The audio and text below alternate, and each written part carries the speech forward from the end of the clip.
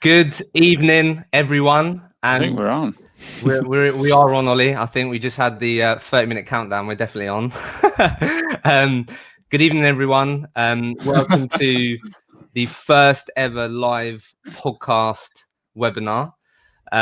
This is definitely new to me, so bear with. However, I've got some great panelists with me this evening in Ollie, Rhonda, and Andrew, who are going to do a very short intro very soon. But just quickly, just to set the scene and to help all of you guys. Firstly, what's going to be really important on this, and I want to make sure that all of you guys, you'll give me your time, which I really appreciate, and I want you to get the most out of it. So you should be able to see the Q&A section on the right, and basically at any point that you want to ask a question, get involved, then you can just type it there. And when that question's there, you're going to be able to click upvote and add to the question. So feel free to do that at any point and upvote the questions that you definitely want to get asked, because I want to make sure that you get your questions answered. So before we go into the intro, all of you should know that this podcast is sponsor supported by Hunted.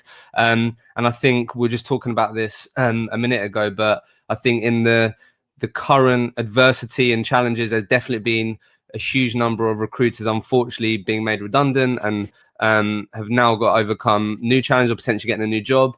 And speaking to Hunted today, they've sort of worked really hard to ensure that they're showcasing the brands that are definitely recruiting and are planning on growing. So make sure that you check those guys out. And if you are in that unfortunate position, then check that out. So look, let's get started with Rhonda. If you go first, just for everyone's benefit, introduce yourself, everyone, and then we'll go from there.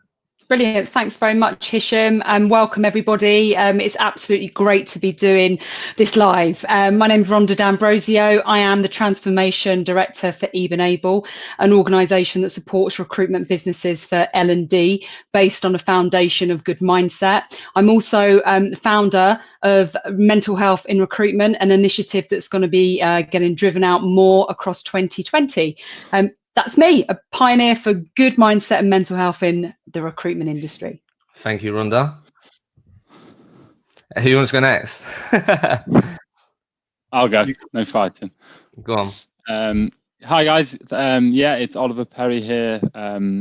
So I am nearly 6 years into recruitment. I'm still very much in the trenches. Last role was 5 years back in the UK, and I took the jump to move to Dublin. So I've been in Dublin for like 6 months now, lead a team of 4, billing manager, very much a foot soldier still in the game.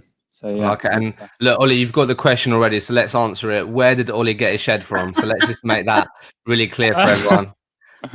Where can you just share why are you in the shed? This was Go on, we can hear you. My girlfriend's you got me? Yeah, we got you. Yeah, this was mine and my girlfriend's like negotiation in terms of what she wanted in the house and what I wanted in the house, and the only one thing I wanted was a man shed at the bottom of the garden. Fair enough. Absolutely no reason whatsoever. 6 months ago I made the decision. Maybe I knew coronavirus was coming and I'd need somewhere to do some work. Cool, mate. I think that was the first question straight out the gate. Thank you, Will Grashoff, for that. I'm not surprised that Will was asked that question. But Andrew, just for everyone, I'm sure a lot of people seen you on LinkedIn, but short intro to you, Andrew, and then I'm going to ask you guys some questions. Yeah, sure. Thanks for having me on. Thanks for Hunted for organising as well. It's good to be here. So I'm Andrew MacAskill, 15 years of recruitment and exec search. And at the moment, I split myself between kind of both sides of the hiring equation. So I spend half my time working with executives who are on the move. And I've got a business called Career Jump, which helps them with that transition. And the other half working with disruptive recruitment leaders on strategy, marketing, social selling and scale ups. So yeah, really pleased to be here. Cool, thank you.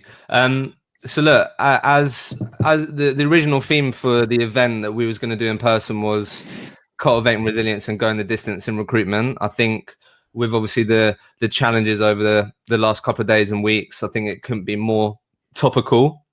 I think we'll definitely touch on the coronavirus, but this live podcast webinar is not going to be all about the coronavirus, because I think we are just hit with it every single second. I think there's loads to talk about in terms of resilience in recruitment. So I guess firstly, let's start with what does resilience in recruitment mean to you guys? Let's start there. When I say the word resilience, what in recruitment, what does it mean to you? I think for me, in recruitment and with most things, resilience is quality of thinking. It's how flexibly we think about things and how well we can respond and adapt to the challenges around us. I like that. Ollie, what does resilience in recruitment mean to you? Yeah, so for me, it's the difference between like hope and certainty. So the net margin in between those two things. So how hopeful you are of things happening or how certain you are of things happening, the wider those two things become apart, the more resilient you evidently have to be. So it's just, for me, it's that gap in between those two things. Narrow that gap and you reduce the amount of time you have to be resilient, basically. I like that. That's a really interesting little equation. Yeah. Haven't heard that before. That was great. Yeah. Andrew, what does it mean to you, sir? I think resilience is mastering your emotions and your ego at times when they're tested. I like that. And I think recruitment and ego definitely, I think that sometimes a lot of people think they just come both together, don't they? I think I'm glad you included that. So look, love that. Let's go straight into this. I'd love to just get some stories out of you guys. What has been sort of your lowest point in your recruitment career so far, and how did you bounce back and keep going? I don't want to always go first. Go on, Rhonda. God, there's been so many. I've been in the industry for 22, nearly 23 years. So I think for me personally, the biggest one was around about 2008 with the downturn across various markets. I was a year into starting up my own recruitment business, Mida Technologies, and people didn't want to spend money. And I think the hardest part is everywhere you looked, and LinkedIn wasn't quite as big then. It was at the sort of the dawn of everybody using LinkedIn, so certainly not the level of videos and presence that we've got today. But what I found is that people were talking us into a recession. The negativity, it's doom, it's awful. And we knew so many people around us that had also set up at a similar time that just decided, no, we needed the stability. So, the way in which we responded to it back then, we'd set up, if anyone's listened to the podcast, and for those that haven't, I set up because I wanted flexible working.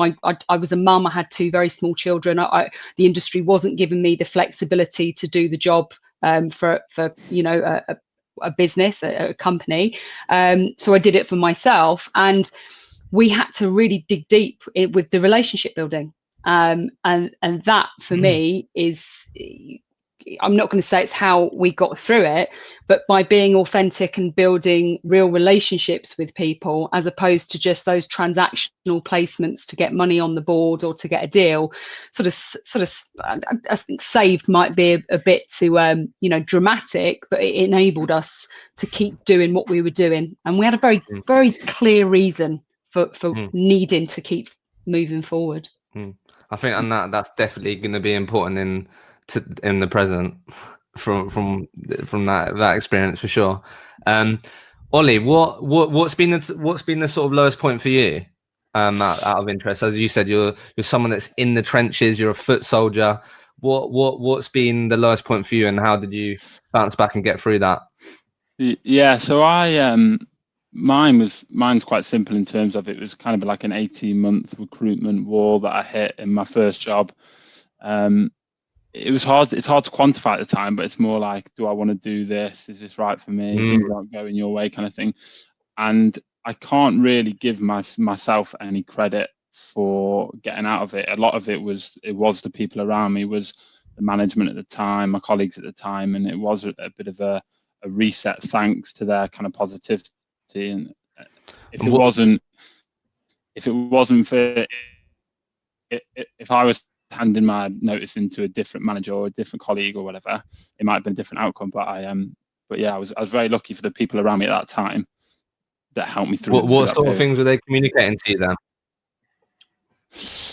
A lot of it was talking about actually what had happened. So I think you create this theory in your head that's actually not true of your lack of ability or your lack of confidence, and it's actually sometimes it takes somebody else to tell you what's happened before you can actually see what's happened yourself. So a lot of it was that, and obviously there's a lot of belief and a lot of like positivity in terms of, Ollie, you can do this. Nothing kind of wizardry, but sometimes just a bit of a pat on the back and a bit of positivity goes a long way. So yeah, and ever since then, to be fair, I've had quite a nice upwards curve and stuff at the moment. New market, new desk, small team, startup nature. So there's daily challenges, but yeah, probably that 18-month period of being in recruitment was probably at my lowest. Yeah. Okay, thanks for sharing, Andrew. I think whenever people see you, it's just a big old smile. So yeah, it's been a breeze. I just killed it. Absolutely killed it. No, so yeah, share with us. I'd love to hear sort of a tough time for you. And yeah, there's heaps, mate. Your podcast is the most aptly named podcast on the planet. The roller coaster is absolutely right. So definitely the lowest point. I'm not going to go into detail because I'd rather not sob in front of 150 viewers.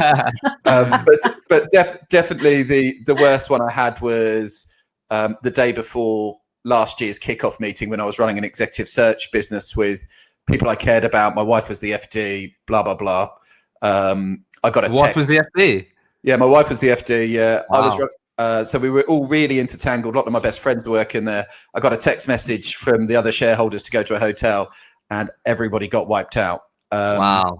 So that was devastating, absolutely devastating. But you know, it's a cruel game sometimes. Like, that's one of those kind of once in a life type scenarios. But I remember a load of times, like, recruitment just screws with you. Like, I remember, missing out on promotion targets by a couple of grand, or having having a dropout, which meant the commission that I thought I had coming, that was going to be a holiday in 2 months' time, had disappeared.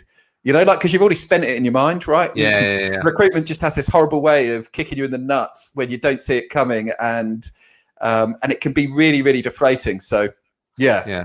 A roller coaster, as you so aptly put it. No, thank you. So, before I ask next question, Kevin Adams shared a great question that quite a few people have voted on. So let's go into that, because this was sort of the next sort of thing that I wanted to start talking to you guys about. Obviously, all of you have been involved in recruiting for your own teams and worked alongside other people. But Kevin Adam asked, do you think resilience is an inherent skill or trait, or is it something that you can train? What do we think about that? You can train it. Okay. Yeah. Elaborate, sir. Talk to us. Well, it's something that compounds over time. It calluses over time. So I know for a fact, and this is the funny thing about resilience and the pain of what you have to go through when you're showing resilience, is actually it's growth, isn't it?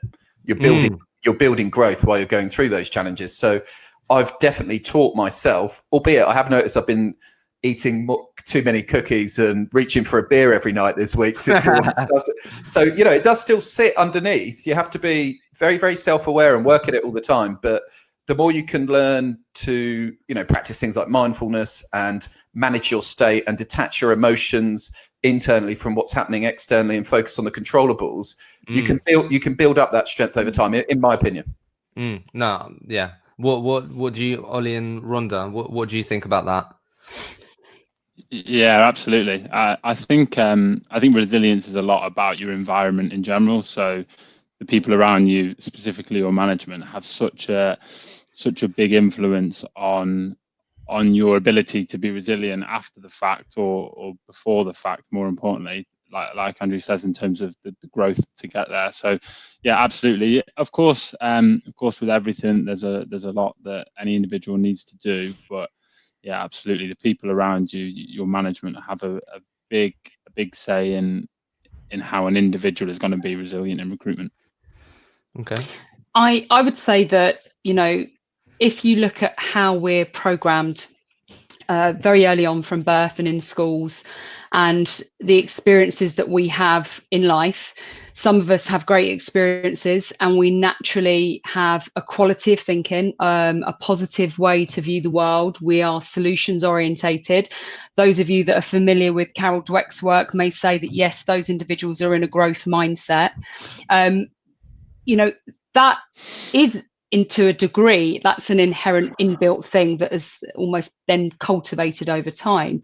Yeah. Where it starts to get sort of interesting is the individuals that haven't been able to maybe cope with the things that have happened to them, haven't been great quality of thinkers. And these are the people, like Andrew said, that absolutely you can work with. You can talk to them about the way in which they process things, the way in which they acknowledge what's happened to them, what they're looking at in terms of what is in their control, what they can influence versus the things that they can't deal with or influence. But kind of like, Claire Mohammed, she's just popped up and asked a question about resilience being a scar or growing pains. Resilience is I almost sometimes use a rubber band. You get a fresh rubber band out the packet and that it's going to stretch, but sometimes the more you stretch it little by little, the further it will go. You couldn't necessarily get it to that point straight away, but over a period of time of sort of seeing where your boundaries are and seeing where your, not your break points, but your susceptible areas are, that's the continual work in progress. That's the acknowledgement of the things that have happened. And, Hisham, do you mind me jumping in and referencing John's question about the interview process? This is where it really pulls together, because invariably when people have dealt with things, that whether it's adversity, whether it challenging things in our personal lives, when we overcome those and when we get through them, our mind knows that we've done it before, so therefore we can do it again, and that builds an inner confidence and a sort of a focus that all ties together. There's a really cool way of spotting resilience at interview that I believe. Yeah. So Andrew, the question was from John, how do you recommend questioning for resilience as part of the interview process? Yeah, no, great question. The answer is the questions don't matter as much as the answers that are coming back. And what I mean by that is somebody who's resilient will own their journey. So they'll have an internal locus of control. So if you were to say to a candidate who I would say would be low on resilience, talk me through your CV, they'll say, well, I went to the first company and the product was rubbish. Then the economy turned, so I had to leave the second one. Yeah, always externalized. Yeah. Whereas if you look at people who own their journey and they say, well, I went to the first company and I didn't do the due diligence around the product, and so it turned out it wasn't fit for market. But they have this, they're not passengers in their own life. They have this ownership and internal locus of control. And that's an absolute, I'll tell you, if you're interviewing for your team tomorrow, I would take internal locus of control over pretty much anything. It's absolutely the one. Yeah, that's awesome. So I guess, so we definitely agree then that resilience is something that it isn't inherent. It's something that you can continue to work at. It's through your own experience, these types of things. So I guess on this sort of tangent then, how can people, because a lot of our jobs, particularly maybe obviously yours job now, Wally, and you've spoken about the managers and the environment, obviously likewise with you, Rhonda, but how can people that do have people around them that they're responsible for, how can they start instilling resilience in them and the people around them? How can they go about that and approach that? So from a very like low level point of view, right? So we're talking about a consultant doing their day job. One of the biggest things for me is to de-risk a lot of what you're doing. So have your processes and be honest with yourself in terms of with yourself, but also your management having an influence in de-risking what you're doing. A lot of a lot of resilience comes from doing things wrong for such a period of time, and then getting smack bang with something out of the blue. Then all of a sudden, oh my God, I have to be resilient now because it's all gone wrong. So from a low level point of view, managing a trainee or a rookie or a senior or whatever it has to be, it's about understanding what you're doing at every single point of that process and de-risking every single point of that process to understand what's going to happen. So when you say de-risking, you're saying, just to let you know, Ollie, you will get rejected when we're doing this business development session a number of times. Is that what you mean? Like communicate what the challenges they're going to face. Yeah, absolutely. Honesty is so important. But it has to have for me, it has to have a real level of like positivity and support. I think you see so many times in recruitment, people hitting other consultants with the stick to try and prepare them for getting hit with a stick from a client or candidate. It baffles me a little bit, because then you're kind of saying, well, you're going to have to be resilient double over now because I'm going to be as hard as the client is. You know what I mean? So I'm against that kind of thing. I'm on about the being honest with them about what's happening, but making sure it has levels of positivity to it. Otherwise, you're not giving them a chance in hell, in my opinion. No, that's fair. Yeah, if they're worried about getting rejected by the client and then getting hit by a stick by Ollie, I'm gonna be double scared. Yeah, exactly. I would coin what Ollie's saying. When you talk de-risk, the language I often use is about clear expectations. If you set clear expectations with people, the people around you, and you tell them what to expect. So somebody brand new coming into our industry that is told to pick up the phone, that is told to make the calls. You know what? We all know that I'm not saying it's impossible, but it's very, very rare that you're going to make 5 calls and have success on every 5 of those calls. So if you make people aware about whether it's calls, whether it's about process, whether it's about, other people and how the team works and how you're expected to behave, not only does that build trust, but it definitely works towards building resilience. I like that. And then I guess on this, then I think like how do you guys think the sort of importance or need for resilience has changed as the industry's evolved? I mean, particularly obviously Rhonda and Andrew, you've been in the market longer than me and Ollie, and like, but like obviously, so as you were saying earlier, Rhonda, of your story, LinkedIn wasn't very prevalent then and these things, but like how do you think the need or the importance of resilience has changed as the industry's evolved? Andrew, if you don't mind me jumping in, I think that it's evolved in a couple of ways. Some were largely positive and others in a somewhat negative way. If you look at the different demographics we have and the different generations that are coming into the workplace, the newer generations, your Gen Zs and so on, they are living in a world with a very, very different set of rules. Back in the days when Andrew and I were, dinosauring it about, we didn't have tech, we didn't have email. We were lucky if we had. Oh God, I actually don't know how old you are, Andrew. I might be doing you a massive disservice. I had a fax, and we used to stand at the fax and send CVs through and stuff like that, and an old Rolodex. That's mental. Yeah, so I think that somewhat working in those times and conditions, that builds a level of resilience, because we didn't get the sort of instant gratification that a lot of recruiters now get based on the connectivity and the tech and everything else. So what I mean by that, with regards to your Gen Zs and the workforce that's going to come into play, they have been switched on since birth. My kids are so technical. They're using all the platforms. They're using TikTok. So that also means that they're more susceptible to some of the, the bad stuff that happens online, the trolling and everything else. So on some levels, I think that they are going to have a level of resilience, but also, that mindset, that mental health, it's becoming far more of a normality. I don't believe we're there yet as an industry. I'm how I feel about that, but I'm not saying you need a cuddle. I'm not saying it's about entitlement. What I'm saying is this is just the way of the world now. We have to adapt. And if we don't adapt, how are we going to overcome? I think Rose has just asked a question which is really in line with that. I'd love to get your thoughts on that, which was, do you feel people have become shielded from needing to be resilient with the emergence of technology and social media, etc., e.g. the lack of cold calling? You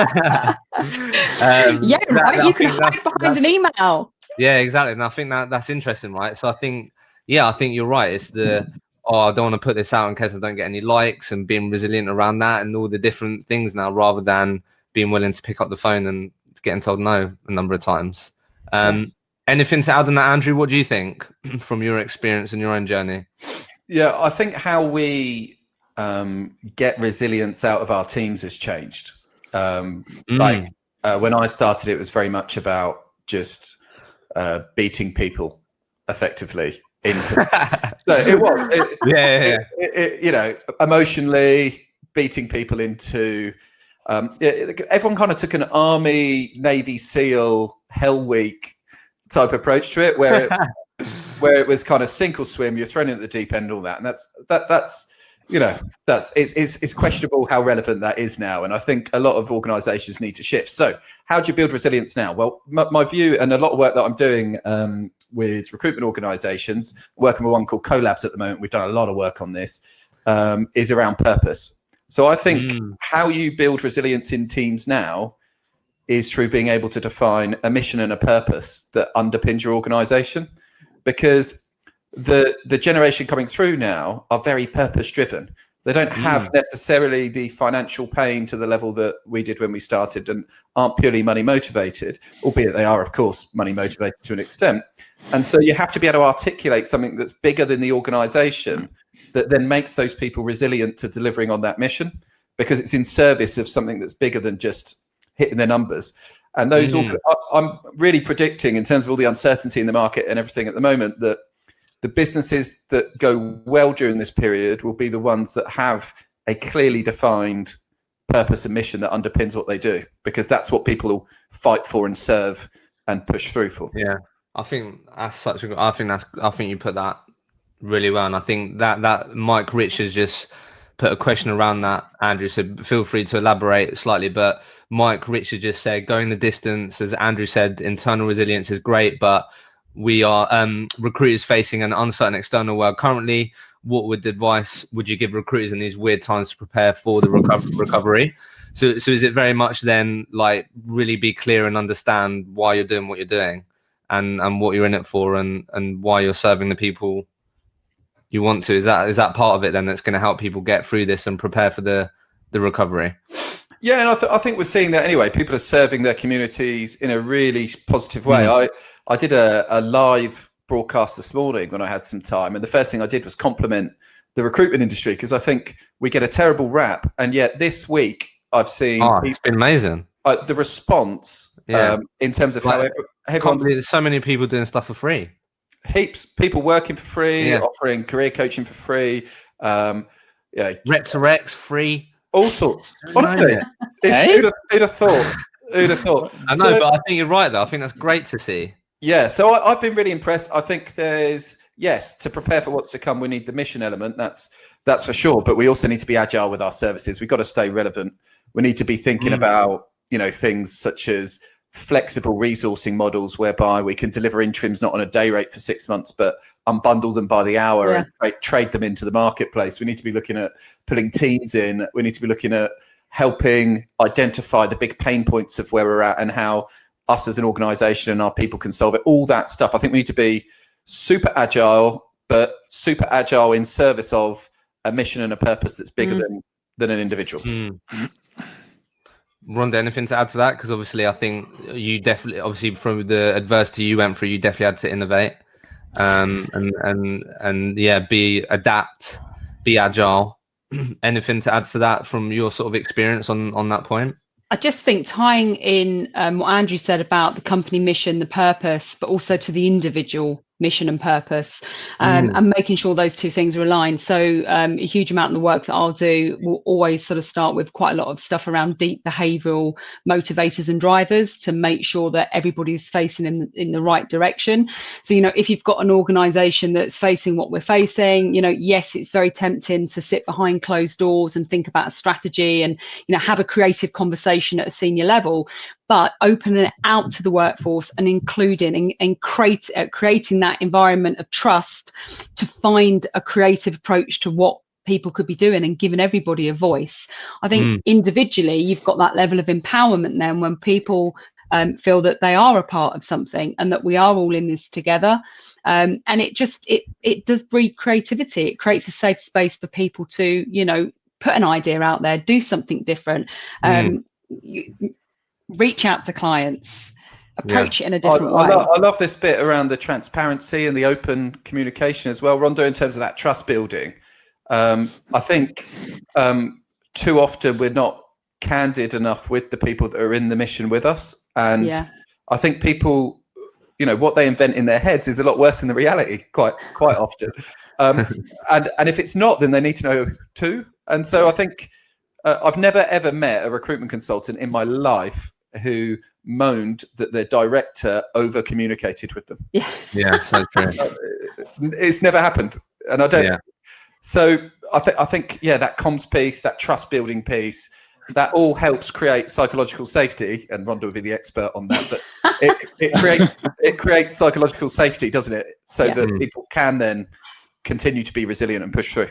Yeah. And then on sorry, go on, Ollie. Sorry. What I was going to say on Mike's question about what to do now, basically in terms of recovery, I find it really interesting because as a recruiter now, in terms of this week of speaking to candidates and clients, you've kind of this isn't a solution, sorry, I haven't got an answer, but you've kind of made your bed at this point in terms of how you've treated your clients and candidates up until this point. And very true.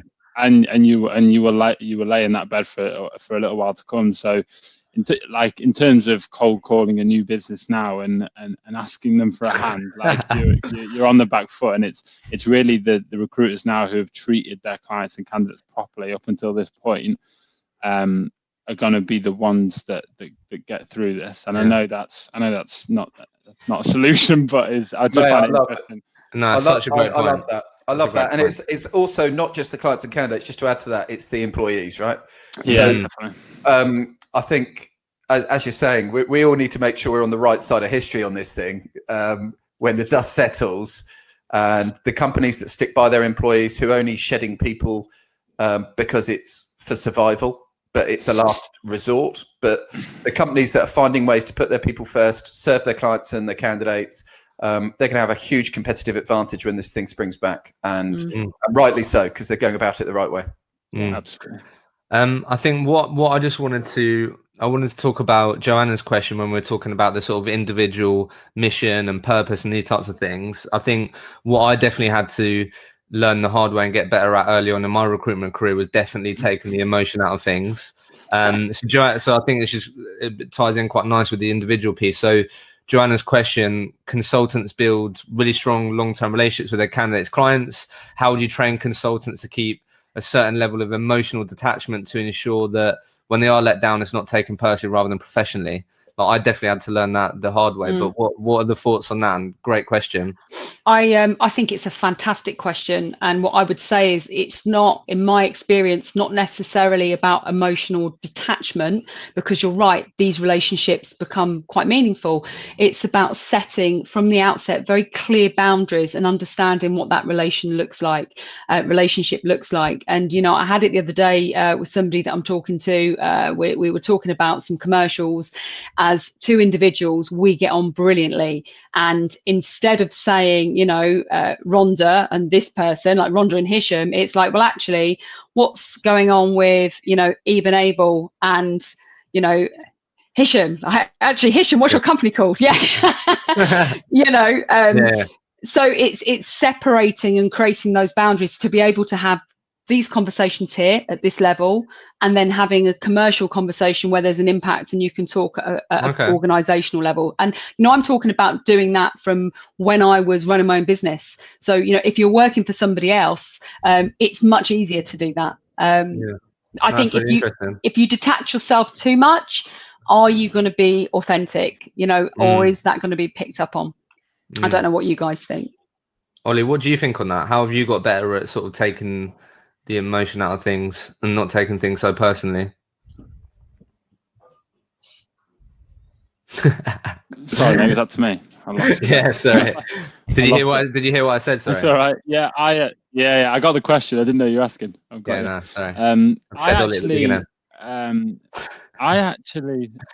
it's fine.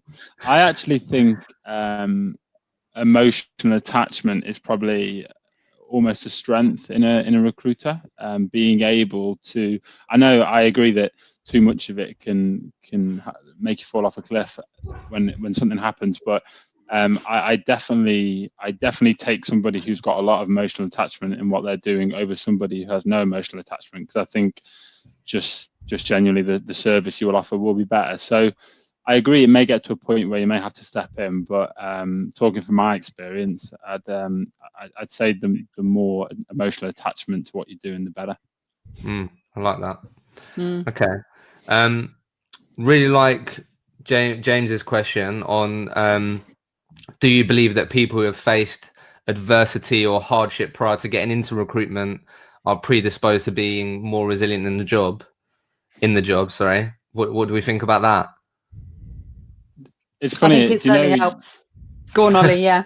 Yeah, no, I think you all have preconceptions when you interview people, like this unconscious bias that you do. And I developed something that I'm not saying is right at all, but you kind of can't get away with it. But speaking to people who have had really bad jobs before, seeing them as somebody who may step into recruitment and see the best of it. And it's funny, like you speak to some people who had jobs that they hated and they were working all God's hours and they were doing a really mundane job, and then stepping into recruitment and looking at it and being like, what do you mean you have to be resilient to this job? It's well easy. What are you on about? So it's funny, really. I actually do agree with it. I actually do agree with it to a certain degree, that you can having a job where it's had to show resilience prior to getting into recruitment can definitely help. Yeah. Okay. I mean, I'd link it back to what was said about personal experiences and adversity and hardship outside of the employment world. Hisham, I talk about my experience with my mum, my mum being ill, and us getting told that she had a terminal illness and losing her very, very quickly. And when you go through this level of adversity, it gives you perspective, and perspective is a massive leveler, because it enables you to take a step back and understand what's really, really important and what isn't. So, if I have a really bad call, if I'm shut down, if I don't get an outcome that I want to something, for me, it's never going to be as bad as some of the stuff I've had to deal with that is life-changing. So I do think it impacts. Yeah, it's always good. I've done quite a few podcasts recently. Sort of it's come up a few times on the business development front. Like, if you do get rejected 5 times off the bounce, like remembering that no one's died and just put things in perspective, it does help. Absolutely, yeah. It definitely does help. So look, we've spoken a lot about resilience. I think the second part of this is that if we do sort of work that resilience muscle, that gives us the best possible chance of going the distance in recruitment. And as we all know, not a lot of people don't make it past the first 12 months in recruitment. So I guess from your own personal journeys and experiences and the people that you met during your career, what are some of the sort of habits that you've seen most commonly in recruiters that have gone the distance? What comes up for you guys when I ask you that? Someone go first, please. I'll go. I think a lot of what I'd say, the first thing that comes to my mind there, without even thinking why, is repetition. So, and I link it to resilience, because things will happen in your day or your week of being a recruiter where you may have to be resilient that come out of nowhere. But I think a lot of things happen to a lot of people because they don't have that process, they don't have that repetition, they don't have their plan laid out to be able to spot where things can go wrong, and they don't have their A's, their B's, their C's, and their D's, and then all of a sudden they're jumping into the unknown, and then that's when they get hit with that kind of need for resilience. So for me, it is that ability to repeat your processes, repeat the good practice that you need to do, and then it's all about analysing what you've done. So a lot of people, something will go really wrong for them, and they'll just take it on the chin. They may be really, really resilient, and you won't know that they're in a bad place, but they won't look back as to why something went wrong. They won't analyze it. They won't look at what caused those setbacks, and then it's not going to help them moving forward. So yeah, I'm a big stickler for process, repetition, and I feel like if you can install that kind of framework as a recruiter, it helps manage the unexpected. Interesting.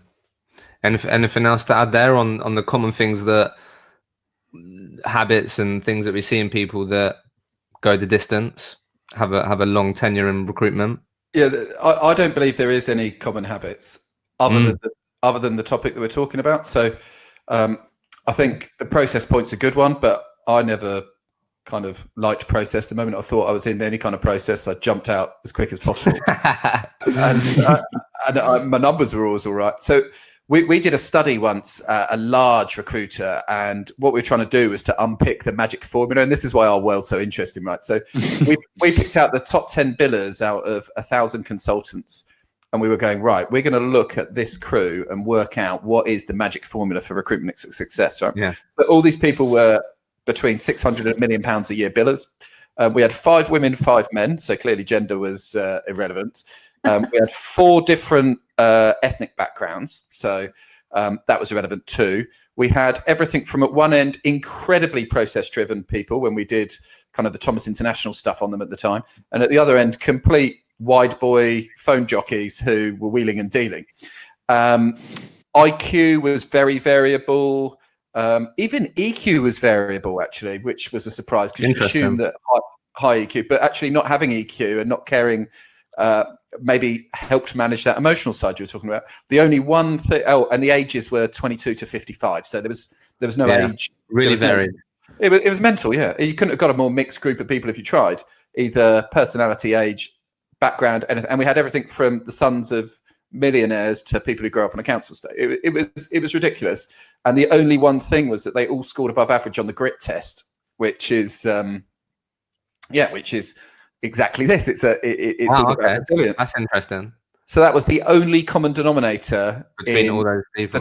The top 0.1% of one of the large recruiters in terms of the big billers. That's really interesting. Okay, thanks for sharing that. Great insight. Great question just come through from Ashley Lawrence. I think really timely in the current landscape. So the question is, I think back to your point, Ollie, on people who've already made their bed and these types of things.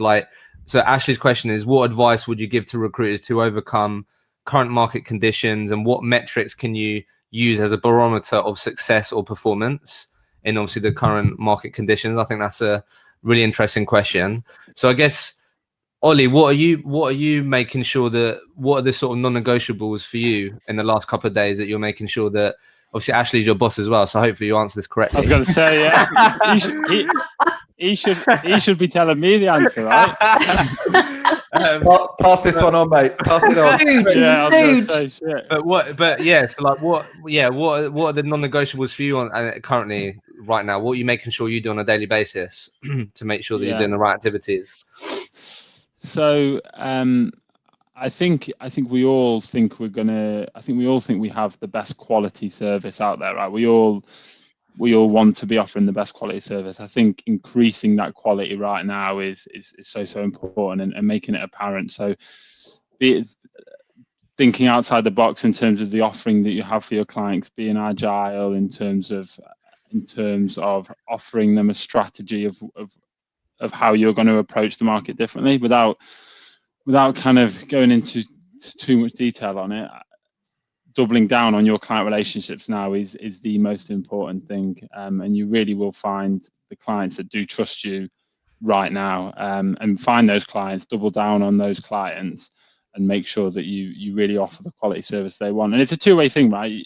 A lot of it now is not us telling our clients and candidates what they need to be doing, but it's understanding, even more importantly now, understanding what their needs are. That you might presume their needs are, they need a cheaper service, or they need a temporary people, or you might presume all of these things, right? Just because of what you're hearing, it might not necessarily be what they're after. They may be after something completely different. So really identifying the need of your client in this current market conditions or whatever, and real double down on it. That double down phrase, I've learned that from your podcast. You say that all the time now. So the last couple of days or week, what's a typical day look like for you then?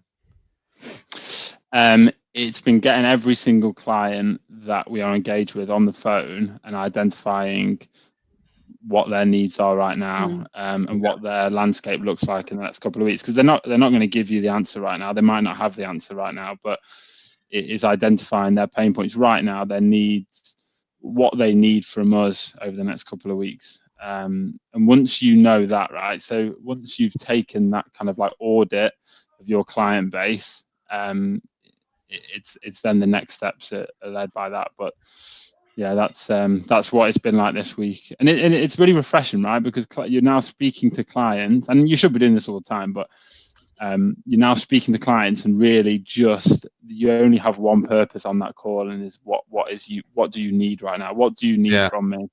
And it's quite refreshing, actually. And how's that been received then? Yeah, really well.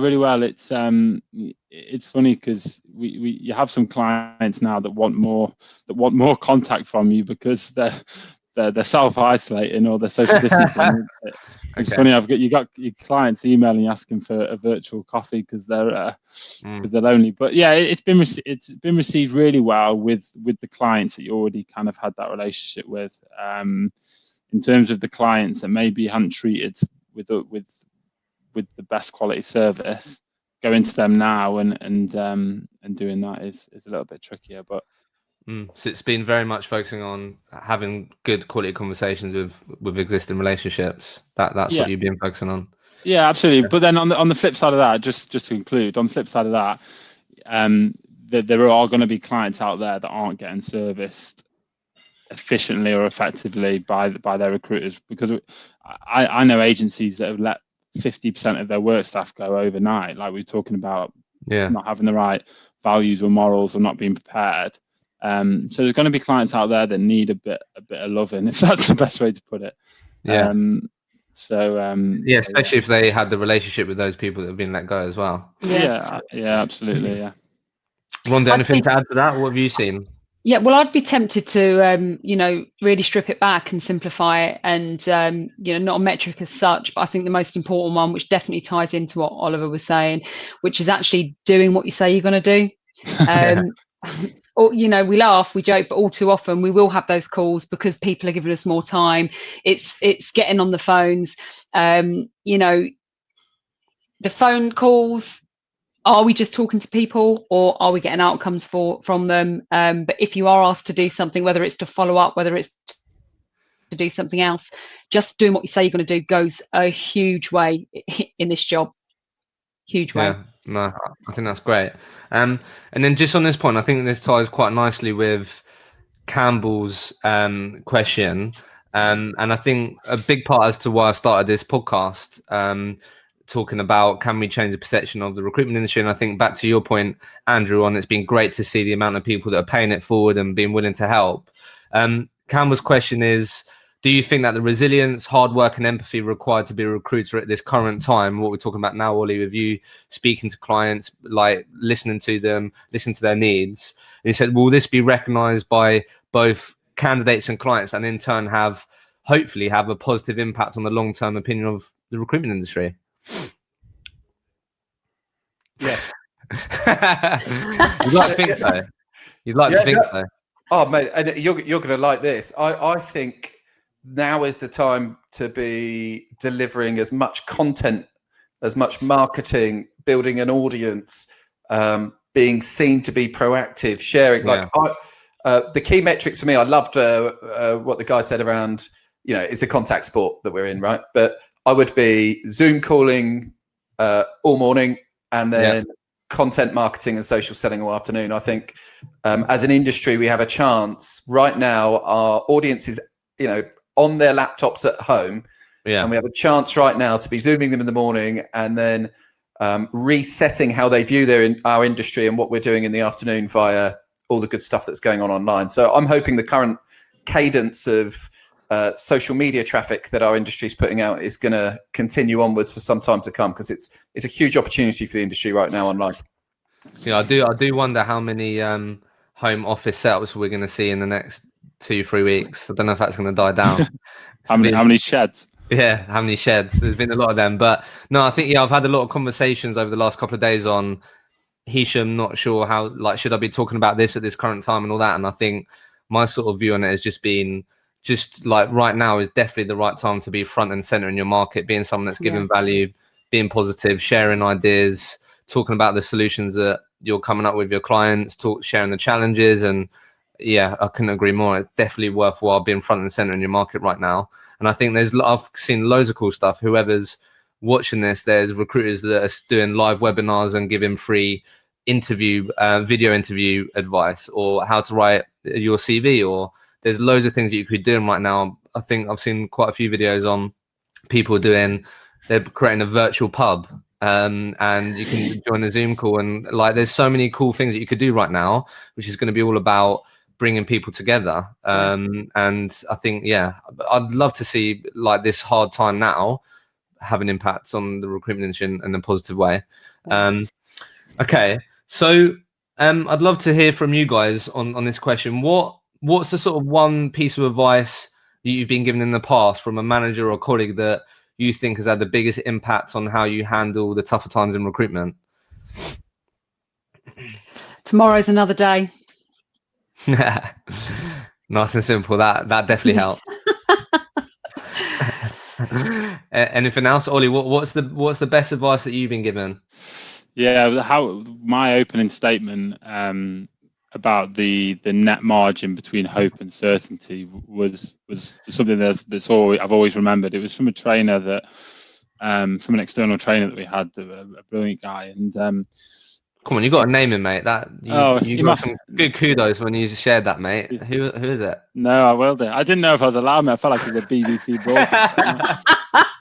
No, his name's Jeremy Snell. I don't know if you know him. Okay, I've seen the name actually. He's great. He's got a great social presence as well. So he's you'd love him, Hisham. But no, he was the one that said it to me, and that's how I look. That's how I look at resilience now. I really analyze. I'm really analytical with everything I do, and I really analyze it. And if I felt like I was being hopeful in that situation, rather than I was being certain in that situation, whatever that situation may be, then you kind of hold yourself accountable to it, and then it helps you preempt what's going to happen. That close that net margin between hope and certainty, and that's the best bit of advice I like that. Andrew, best piece of advice? My first ever manager in recruitment told me never to be vulnerable to one deal. Oh, that was me at the beginning. Yeah, me too. Hanging all your hopes and the holidays on one thing landing. You gotta never be relentless in ensuring that you're not just vulnerable to one deal making or break your quarter. That's not the game. And as you move up into exec search and stuff, where the numbers get bigger, it becomes even more important, because you can have a 40k swing on a deal. Never be vulnerable. So always, that means always have a backup candidate for a start. And it means always have a number of things going on, which sounds obvious, but so many people kind of get a couple of people at final interview on something, and then done. And we've all done it. And you kick back, but don't be vulnerable to a candidate, don't be vulnerable to a deal, and you'll be in good shape. Yeah, I like that. I think you really do, tongue in cheek saying about tomorrow's another day, but you do have to take a step back that gives you perspective, whether it's another day, or whether it is a lunchtime, or whether it is, you know, a bit of terrible news, the candidate not getting it, whatever it is, you know, take that deep breath and get some clarity around your thinking, so that you can, as I, you know, my little theme and my strap, choose your response. Yeah. Love it. Yeah, that's I was definitely victim of that last week, just really focusing on what I can't control. And you can really I was just thinking about this event, am I going to do it? I was on the phone to Ollie, coming over to the UK or not? Are you going to be trapped in Dublin? I was just thinking about it all the time. As soon as I woke up, looking at the news, great way to start my day. Definitely not. And like you can really quickly find yourself in that loop. Yeah. Well, I've got a 16-year-old daughter that's woken up to be told you're not doing your GCSEs. Yeah. You think most kids would be absolutely delighted. She's crushed, you know, she's a grafter. She works really, really hard. And, you know, her immediate response is, oh my God, this is terrible. What's going to happen? And, you know, even though she hates it when I'm coach mum, it's, you know what, we don't know enough at the moment. You know, there is no point worrying about it, overthinking it, because you're stealing time from yourself. Yeah, and I think just really understanding that, choose your response, focus on what you can control. It just really helps in situations like this, like it really does. Hisham, do you have a journal? Yeah, so I've been a bit lazy with it over the last couple of months, to be honest. But I've dropped off, but I'm going to pick it back up in the current environment, I think. And, I don't know why. That's a big group accountability there, Andrew. We'll all be checking that. Yeah. There you go. I've made my public pledge. But that was some good advice. Someone gave me, although I don't know why I dropped it. Again, it's building those habits. Yeah, since having my own business and stuff, one of my biggest challenges has been just fitting in all the typical Hisham stuff that makes you feel good about everything else. A lot of my eggs have gone into the business basket for me. But yeah, no, journaling, I'd say over the last 2-3 years I've journaled, and it's made a huge difference. One of the great things that I used to do, which I used to absolutely love, is at the end of the year I'd just book a day in my diary where I'd read my whole journal for the year. And it's just such a great exercise to do, and it's so easy to forget where you was at the beginning of the year, let alone 2 months ago, and how you were feeling and what you was talking about. But yeah, journaling for me, just writing how you feel down, just there's something really powerful in that. I think if I can tie that back to resilience, because you've just absolutely coined it. You know, I said about the elastic band. Yeah. When you go back and you acknowledge how far you've come, so how far you've stretched the band, you know that going into the next year, like look at Brexit as an example, right? Look at where we were at with that. We've got on, we've moved forward, we've got this. When we look back, we'll know that the next piece of uncertainty, the next challenge, we'll be able to overcome it because we've pushed our resilience a little bit further. It's just so easy to forget. I don't know why. It's just so easy to forget where you was and the things that you overcame and the challenges. I don't know. It's interesting that. Really interesting question from Rob that's sitting at the top there. Again, a bit more in line with the current climate, but I think it's a great one. So Rob's question on the going the distance point, how important is it that business owners, managers, team leads really continue to qualify their own staff and understand what is important to them and what distance means to them to help foster resilience? I think that's really interesting. I think it's everything. If you go back to what I said about the values of the individuals, the core drivers, if you don't know your team and if they really don't know you, right, you're not going to be on the same page. There is not going to be that transparency which will build trust, which will create trust, and which will therefore build resilience. I think it's a basic fundamental thing that needs to happen. How often should people be doing that? Like how often should people be checking in with their guys and really trying to understand what their long-term vision is, why they're doing what they're doing? I think if you're talking real core values drivers and motivators, it's an exercise worth doing every 6 months. You know, if you're doing it properly, it's not a 10-minute conversation, because we all know this, things happen in life and we reprioritize. Nobody has the same values throughout their life. We react, we respond, we adapt. Okay. I just want to say to everyone watching, definitely still got a couple of questions on the Q&A definitely encourage you. So we've got sort of 15-30 minutes left. If you want to ask Ollie, Andrew, Rhonda any question, then make sure you put it in there and we'll ask it. Something that I wanted to ask you, I think we've spoken a lot about the challenging times, overcoming the difficult times and these types of things. But I think what's really interesting is, and the question I want to ask you guys is, keeping yourself motivated when you actually hit your billings target, when you are actually at the top of your game. I think that's also a real challenge for a lot of people. I've sat down with a lot of people on the podcast recently where they had that top biller badge, and when they got it, they found it really difficult because all they were thinking about was maintaining that and thinking about dropping that. And if they didn't have the top biller badge, what were they? So the question I have for you guys is, we're talking about the challenging and these types of things, but how can people keep themselves motivated when after they've hit their target and after they've hit their billings target or wherever that target may be? Yeah, I think the error is, and I've worked with a few top billers on this, I think the error is just comparing yourself internally. So I'd kind of go up to a 500,000 biller who had maybe let their ego get carried away a little bit and have been showered in massive bonuses, gifts, and a trip to Miami every week, and sit them down and ask how they were doing against external top billers for a start. So other people in their industry that might be outperforming them, some of their peers who are same age, who are in different industries but outperforming them. I think it's, and I don't know whether this is healthy, Rhonda will have to tell me, but I think what always helped me was to have a nemesis. Okay. Like a worthy adversary, right?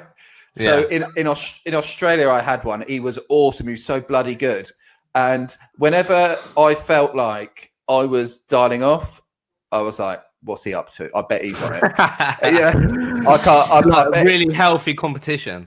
It got a bit unhealthy when I started scanning pictures of invoices that I was sending to his clients over to him and stuff. But oh, wow. Generally, it was healthy, despite my immaturity, because it was always that kind of nagging thing in the back of my head. You know, I come in one morning and I wasn't quite on it. It was like, I bet he's killing it. Yeah. Right, I need to go. So I think there's something about having, and if you look back in history at top performers in any sport or in any kind of thing, there's always a worthy opponent and some kind of worthy adversary in there, hopefully in a healthy way.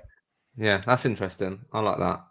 Rhonda, what do you think about that? Like, how can people remain motivated when they feel like they've hit their targets or got to sort of maybe at the peak?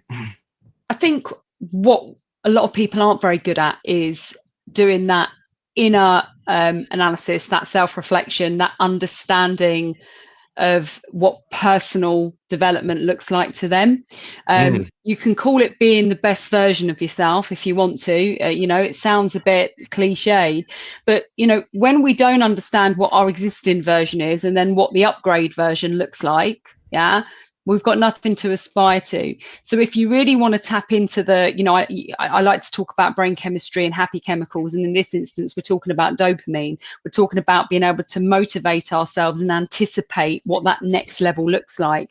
Yeah. If you've got no idea, for example, what your career looks like after top biller, if you don't have a focus on, well, actually, I don't just want to be top biller for 2019. I want to be top biller for 2020, 2021. Or know that, well, I've got to achieve this and I'm going to get this promotion, and that promotion is going to mean that, it's life changing. I'm going to get a bigger mortgage, or we're going to be able to do this. You have no direction. So it's about really tapping into, you don't necessarily need a coach to do that. You can do it, by yourself. There's some fantastic resources out there, but, look at what your map looks like.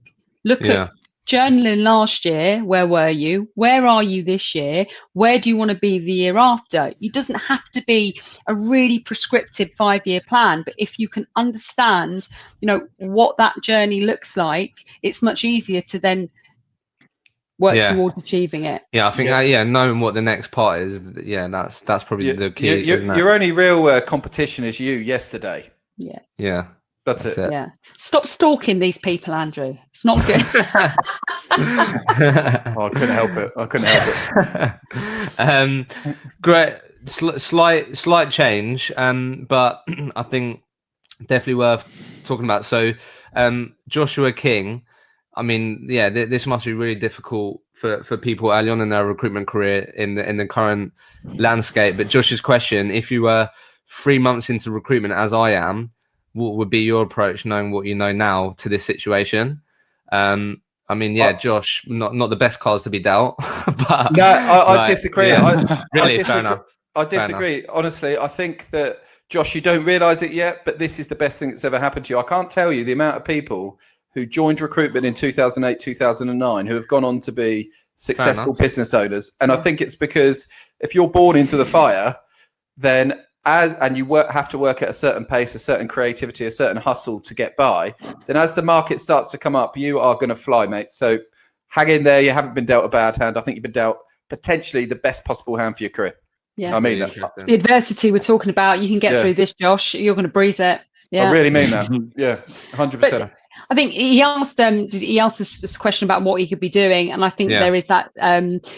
Whether it's this situation, which is difficult for all of us, there's some first-time experiences for everybody, but I'm a firm believer of modelling excellence and looking at the people around you that are seeing success, are working with particular clients that have still got the lines of comms up, that still want to be billing and so on. You know, have conversations, be bold. I've always said, you know, no question's a bad question. I think just be inquisitive and speak to the people that are around you that have been in the game a little bit longer and look at what they're doing and their responses right now. Yeah, I mean, yeah, Josh should definitely be looking at the people around you and asking for advice and help and these stuff. But I love that you just disagreed with me there, Andrew. I love that you just came back and I think that's great. Ollie, anything to add on that? What do you think? Like, if you were really early on in your recruitment career, knowing what you know now in the sort of current landscape and market, what sort of things would you be thinking about or advice you'd be giving yourself? Yeah, going back to going back to what we were talking about the external environment as well. Someone gave me a really great analogy on that. And when we talk about being that top biller and like what's next, Andrew saying you always look internal is so true.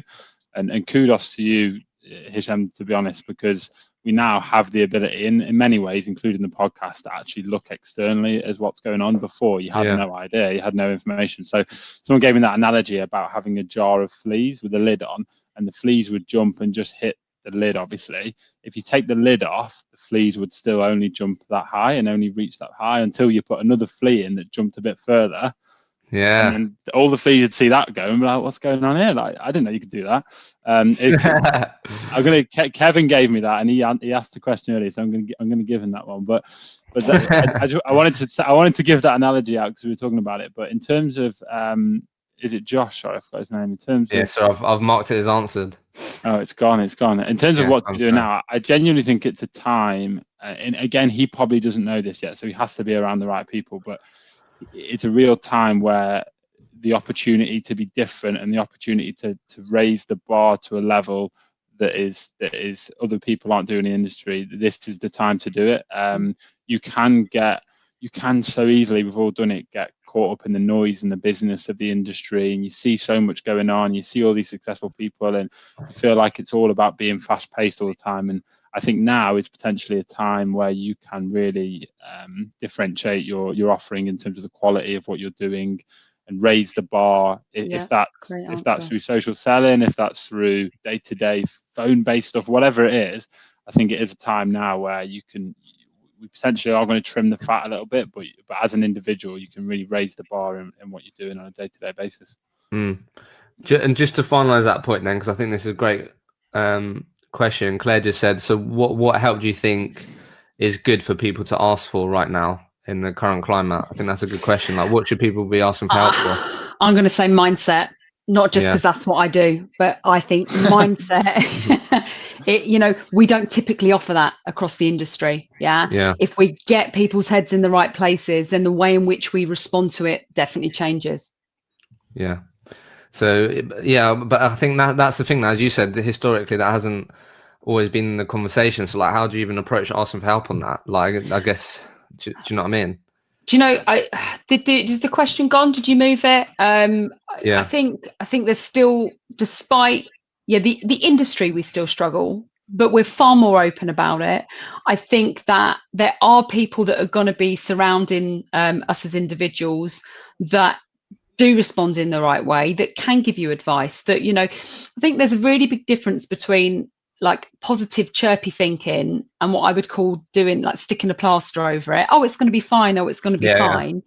I think it's that real conversation, real honesty, and really not being afraid to have that level of conversation with somebody. You know, I think that is it that obvious to say that transparency, communication? I think that's at the minimum what we could be giving teams at the moment.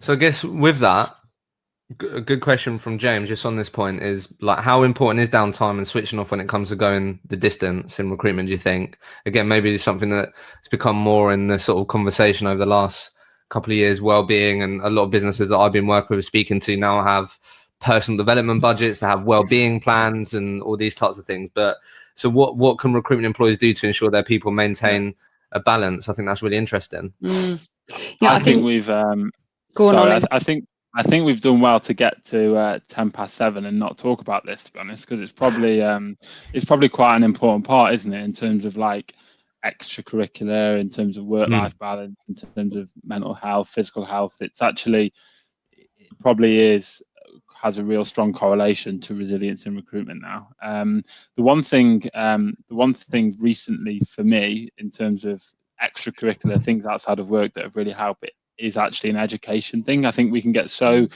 we're in recruitment, we're in such our own little bubble.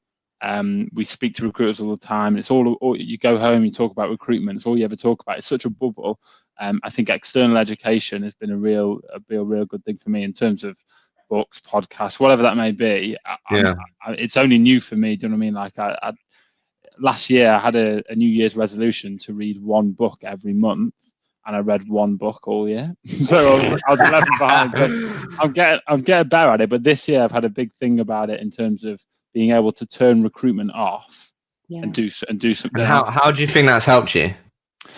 It gave me so many more ideas. It gave me so many more ideas because there's so many things in the big wild world that's so relevant to recruitment that you never even think of until you go and find it. Do you know what I mean? You're kind of always talking about like getting a candidate to interview, always talking about closing a deal. It's all really specific to recruitment sometimes. And there's so many things you could learn in terms of like personality traits or sales skills or just fictional stuff, whatever it may be, that actually you then relate to your day job as a recruiter and you kind of implement it in management or in actual recruitment. I found it so fascinating. And like I say, I need to do more exercise. I mean, we all need to do more exercise. I think that'll help. But in terms of education, I put that as like an extracurricular activity that's really helped. That's really helped my day job, if that makes sense. Do you think that's helped? Do you think that's helped you sort of like continue with your recruitment career? Because obviously you've been in the industry for quite a while now. Do you think that's had an impact on you sort of going the distance? Yeah, definitely. It's definitely reframed my like mindset of like the recruitment career, if that makes sense. Like giving me vision of like different paths it could take, just by looking outside and looking inwards. So yeah, absolutely. I think it's good to get out of this bubble a little bit, and look inwards, definitely. Okay, and then Andrew, what are you like? What do you think employers can do to ensure they're sort of trying to influence or impact the work-life balance that a lot of people need and want today? Anything that you're seeing or have heard in the conversation you've had? Yeah, I think where we're moving to is more tailored employment experiences. So work-life balance is what we kind of talk about, work-life integration. Okay. Because I think it means different things for different people. And I think what we're going to get is, rather than just exchanging our time for money, and it'll be interesting to see how this goes with the current climate as well. I think what we're getting is someone agreeing to deliver an outcome and some value, but then being able to tailor to an extent with some freedom within a framework how they go around doing that, accessing all the resources that the company provides. So I think it's going to be a more tailored. I think where people go wrong on work-life balance is they go, well, they blanket it for everybody. But it's totally different. Like work-life balance to me is totally different than work-life balance is to my wife. You know, because we have different preferences and ways of working, and we peak at different times during the day and all that stuff. So yeah, I think it needs to be tailored. Yeah, I think that, and then again, that ties into over communicating to the people in your business and these types of things, and that can be part of it, can't it? Yeah. So just on your point, Ollie, I'd be interested actually. Claire just said, like, so what podcasts have, obviously besides the Recruitment roller coaster, what podcasts have you really enjoyed? What podcasts are always in your podcast library that you've always want to listen to and have had quite a good impact? Yeah, there's a really good. I follow a guy called Jordan Peterson, who's like a professor at university, and that's the one that I bought his book. It's quite hard to read that one. Yeah, 12 Way. No, the second 12 one. Rules of Life. 12 Rules of Life. Yeah, I really liked it, but I was just so bad at reading. And then I was like, right, can I listen? Book to read. Yeah, and I was like, can I listen to him? And then I've started listening to like older podcasts of his, and it's just so left field from recruitment, but it's so engaging and it's so like almost inspirational. Like we talk about what we're looking for externally, and sometimes you are just looking for a bit of inspiration, aren't you? You are looking for someone to look up to and a goal to reach. And I found that with his stuff. There were some things that were more closely aligned to recruitment. Like there's a marketing podcast to listen to. I can't remember the name. I feel really bad because I should be plugging it. There's actually a HR podcast that's really interesting to like understand what people within the world of HR are talking about and trying to get into their frame of mind. So there's a few things, absolutely things that are nothing to do with recruitment. Yeah, cricket tail enders of the world podcast is probably what I listen to the most. But, I don't think many people on here want to listen to it. But yeah, even if it's not pure educational, sometimes a bit of fiction, a bit of non-professional it helps me a lot as well, just to turn off. Andrew, what's always in your podcast library? Yeah, so Humans 2.0 is awesome. What's that? What's that called? Humans 2.0. Humans 2.0. Okay. Yeah, that. They have some. Yeah, that's like a personal development one. I like impact theory in that. Yeah, impact. Tom Bay is good. Tom Bay, yeah, I like him in that genre. Obviously, some of the Joe Rogan stuff is good, albeit it's bloody long. So yeah, very long. but he has. I think he has some really, really interesting people in there as well. Yeah. Okay. Cool. So look, as we sort of come to the end of this, I guess what would be your sort of what just to leave people with things to go away with, or like what would be your sort of parting messages to sort of where we are today with what's going on? Like what should people? I don't know. What would your message be to people today that no doubt are going to need resilience, are going to have to push on if they're serious about going the distance in the current climate? What's your sort of parting message for the people that have very kindly given us their time? Mine would simply be it's very, very tempting right now to second guess all of the things that are happening. There's rumours, there's scaremongering, there's a huge amount of fear that's just everywhere. God, the school chats, the WhatsApp groups, it's just frightening.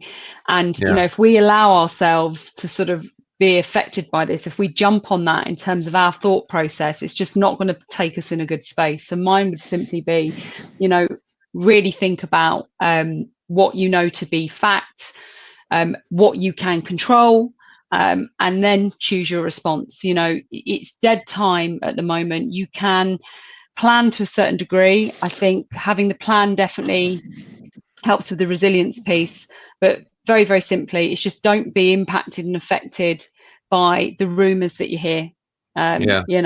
Sanity check it a little bit. It's definitely hard to do that sometimes. Andrew, what are you thinking about?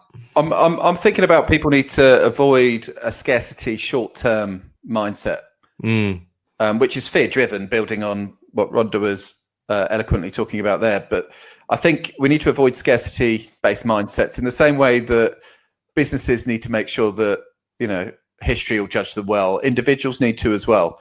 And I think you need to conduct yourself in a way that you're happy with. I think you need to be super proactive, focus on the controllables, and just try and fight against the short-term thinking.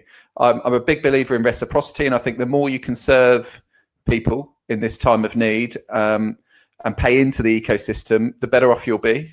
And I think it's a unique opportunity to reframe the industry and build relationships that will serve you for the next decade if you get it right. So look to pay in rather than extract. And the other bit of advice I would give recruitment consultants internally is to have empathy for their leaders. It's so easy to criticize until you've sat in it. It's a little bit like parenting. Like we all moan about our mum and dad, and then we turn into them once we have kids, right, Rhonda? That's and leadership. True story. Yeah, it is. It's tragic. It's tragic, but leadership's like that. So, like, my big thing would be to say back your boss. I can promise you they've got a lot on their shoulders. I love that. Go and ask them how you can help. Yeah, I think that's great. Do that. Yeah, love that. Ollie, what would be your sort of parting thoughts, words? Both Rhonda and Andrew there talked about the controllables, and I think the blurred lines between the controlled and the controllables and the uncontrollables now are more defined. So it gives you the chance to really understand what you can control, and it gives you the chance to really focus on it before. Ollie, the internet was a bit slow then, mate. Unfortunately. I'm not saying before, like. Oh no! I love it. The closing speech. Now I think the closing speech. The internet slows right down. Sorry, Ollie. I think you're back. Where did you get? Where did you get to? Start again, mate. You need to start that from the top. It was amazing, mate. Yeah, nailed it. It was brilliant. Shall I go? No. You need to start that from the top, mate. That was very good. I was just saying the definition and the blurred lines between what you can control and what you can't control now is probably more defined than ever, which means on the positive side that you know what you can control now and really gives you the focus on being able to control it. That's my one thought. My other thought is resilience in general has always been a team game. No, sorry. Yeah, no, sorry. I didn't mean to butt in then. It just lagged a little bit. I'll tell you an amazing book for what Ollie's talking about is Viktor Frankl, Man's Search for Meaning. It is unbelievable about resilience and control. Yeah, unbelievable. Great book. Highly recommended right now. Well, that was the first live podcast webinar. I don't know how far I got then. Ollie, you gave it a good old go, mate. No, we got it. Thank you. But look, honestly, thank you so much. All right, Sorry, go on. Oh God. Leave it, lads. Leave it. Yeah, Ollie, someone just said it looks like you've been to that virtual pub in some of those scenes there when it was just the internet wasn't very good. But look, I just wanted to say thank you, Ollie, Rhonda, Andrew. I thought you were great. Some great answers. Thank you, everyone. That's obviously you've given your time this evening. Really, really appreciate it. It means a lot. Hannah just put a quick message on plan on doing any more webinars. Definitely plan on doing more webinars. And if you have enjoyed it, please do let me know. Feedback's really welcome. Feel free to share all over the socials. Let everyone know that you tuned into the podcast webinar to help it get in front of more people. But look, thank you, everyone. And thank you to the panelists. Cheers, guys. Cheers. Thank you. Thanks, Hisham.